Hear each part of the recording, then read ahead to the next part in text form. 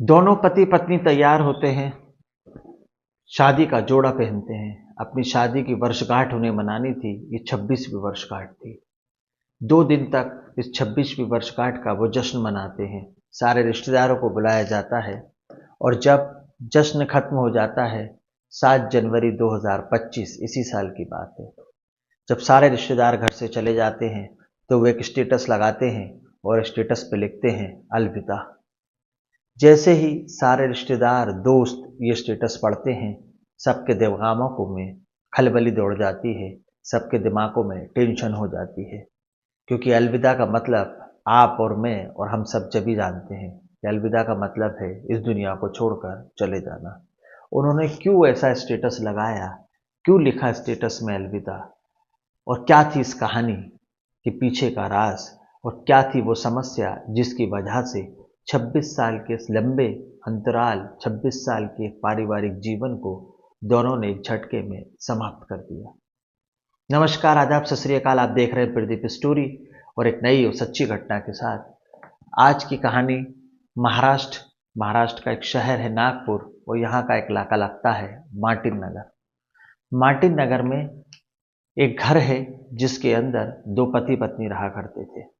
पति का नाम होता है जेरिन डोसमेन ऑस्कर मॉर्फिन और उनकी पत्नी का नाम होता है एनी जेरिन मॉर्फिन।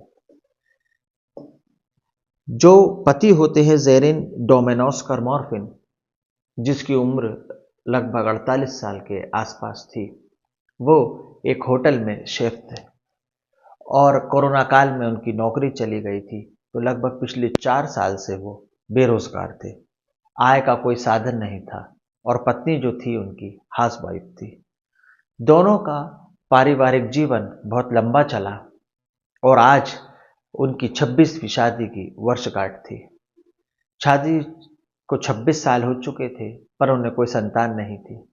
इधर पति की नौकरी चली गई थी और उधर पत्नी हाउसवाइफ थी।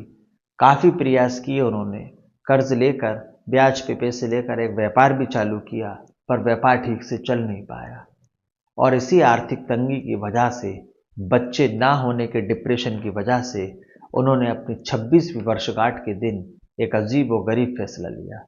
जब आप इस फैसले को सुनेंगे, इस कहानी को सुनेंगे, तो आप भी भावनात्मक हो जाएंगे। और यदि आप भावनात्मक हैं, कमज़ोर दिल के हैं, तो स्टोरी इस वीडियो को अभी स्किप कर सकते हैं, क्योंकि शायद इस वीडियो को आखिर तक सुनते सुनते आपको रोना आ जाए और हो सकता है कि मुझे सुनाते सुनाते भी रोना आ जाए। चलिए इस कहानी को शुरू करते हैं, जानते हैं क्या था पूरा मामला और क्या थी इस हादसे के पीछे की दर्दनाक कहानी। मृतक दंपत्ति जेरिन डॉसमैन ऑस्कर मॉर्फिन और उनकी पत्नी एनी जेरिल मॉर्फिन को कोई बच्चा नहीं था, ना ही उनके पास धन या दौलत थी, ना ही कोई व्यापार था। मंगलवार के दिन 7 जनवरी 2025 को उनकी शादी की 26वीं वर्षगांठ थी। आज 9 जनवरी 2025 को मैं आपको ये घटना सुना रहा हूँ। 7 जनवरी 2025 की शाम को उनकी शादी की 26वीं वर्षगांठ थी। सभी रिश्तेदारों, सभी दोस्तों को उन्होंने घर पर बुलाया और जश्न मनाया। जश्न मनाकर जब सारे रिश्तेदार घर चले गए, तब पति और पत्नी ने एक अनोखा ही रूप धारण किया। 26 साल पहले जब इन्होंने शादी की थी, तो पति ने वही कपड़े पहने जो उसने उस समय शादी के दिन पहने थे, और पत्नी ने भी वही कपड़े पहने जो उसने शादी के दिन पहने थे। दोनों हस्बैंड और वाइफ दूल्हा दुल्हन की तरह तैयार होते हैं, एक दूसरे का हाथ पकड़ते हैं और फिर एक निर्णय लेते हैं इस दुनिया को छोड़कर चले जाने का, मतलब कि आत्महत्या कर लेने का, सुसाइड कर लेने का। अब दोनों में कितनी हिम्मत रही होगी, दोनों में कितना साहस रहा होगा कि एक दूसरे को जब पता था इस दुनिया को छोड़कर जाना है, तब भी उन्होंने इतना बड़ा फैसला लिया। पत्नी दुल्हन की तरह तैयार होती है, जिनका नाम होता है एनी जेरिल मॉर्फिन। वो किचन में जाती हैं, फांसी लगाती हैं और उनका जो पति था जेरिन डॉसमैन ऑस्कर मॉर्फिन, वो इस सब घटना को देखता है। जब पत्नी इस दुनिया से चली जाती है तो वो पत्नी को नीचे उतारता है, उसे कफन उड़ाता है, उसके आजू बाजू फूल डालता है और वो दुल्हन के ही वेश में तैयार थी। फिर पति सुसाइड करने से पहले जो उन्होंने अपना अंतिम वीडियो बनाया था जिसमें दूल्हा और दुल्हन की तरह दोनों तैयार थे, उसको अपने स्टेटस पर अपलोड करता है और नीचे लिखता है कि ये हमारी आखिरी वीडियो है, आज शादी की सालगिरह के दिन हम सबको अलविदा कहते हैं। और नीचे लिखता है कि मैं और अपनी पत्नी की खुदकुशी के लिए, इस कार्य के लिए किसी को जिम्मेदार नहीं मानता हूँ। हम आर्थिक तंगी से परेशान हैं, हमारी संतान नहीं है, हम इससे डिप्रेशन में हैं, हम जीवन को आगे नहीं जीना चाहते। और अपने कमरे में जाकर, अपने बेडरूम में जाकर खुद की भी जीवन लीला समाप्त कर लेता है। जब रिश्तेदार सुबह इस स्टेटस को पढ़ते हैं तो उन्हें टेंशन होती है, मिलने वाले लोग पढ़ते हैं तो उन्हें टेंशन होती है। वह दौड़कर जितनी जल्दी पहुंच सकते थे मार्फिन के घर मार्टिन नगर पहुंचते हैं। दरवाज़ा तोड़ा जाता है, पुलिस को सूचना दी जाती है तो देखा जाता है कि पत्नी किचन में पड़ी हुई थी मृत अवस्था में, और मार्फिन जो होते हैं वह अपने बेड पर मृत अवस्था में पड़े हुए थे।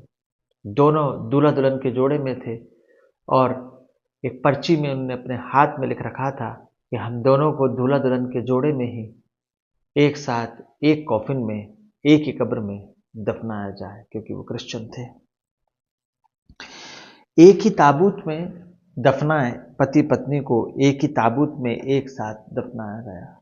दफनाने वाले जो पादरी होते हैं विजय एकिल माइकल ने बताया कि मैं 5 दशकों से ताबूत में शवों को दफना रहा हूँ, लेकिन ये पहली बार है जब एक साथ एक जोड़े को मैंने ताबूत में दफनाया।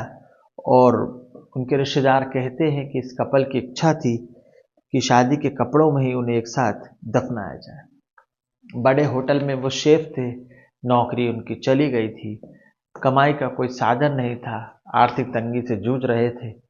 कर्जा लेकर भी उन्होंने व्यापार चालू किया पर वो सफलता पा न पाए। और पत्नी जो थी वो हाउसवाइफ थी और पति का साथ देते देते वो चली गई। पत्नी ने जाते जाते भी पति का साथ दिया, पति की इच्छा को माना। और आप जरा सोच के देखिए कि 7 जनवरी 2025 मंगलवार का दिन वो कितना भयानक रहा होगा जब दोनों पति पत्नी दुल्हन की तरह तैयार हुई, वो दूल्हे की तरह तैयार हुआ, आखिरी वीडियो बनाया और अपनी जीवन लीला को हमेशा हमेशा के लिए खत्म कर लिया। दोनों दूल्हा दुल्हन के जोड़े में एक ही कफन में दुनिया को छोड़कर चले गए।